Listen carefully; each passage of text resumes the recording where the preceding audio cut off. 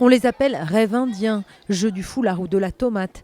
Des pratiques parfois mortelles, découvertes par Fabienne en 2009. Florent avait 13 ans et on ne savait pas qu'il jouait à ce jeu-là. Et un soir, son papa est rentré du travail et il l'a trouvé assis au pied de son lit avec sa ceinture de judo autour du cou. Parce que c'était trop tard, voilà.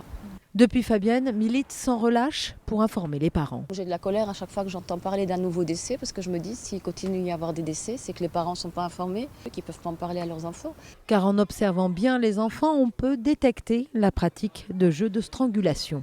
Est-ce qu'ils vont avoir des céphalées? Est-ce qu'ils vont avoir les yeux rouges? Est-ce qu'ils vont avoir des traces sur le cou? Est-ce qu'ils vont avoir des hématomes qui ne sont pas explicables facilement?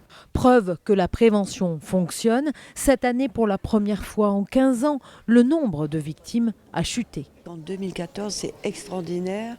Nous ne connaissons mais c'est déjà beaucoup, 2 cas de décès du jeu du foulard. Les autres années, c'est entre 15 et 25.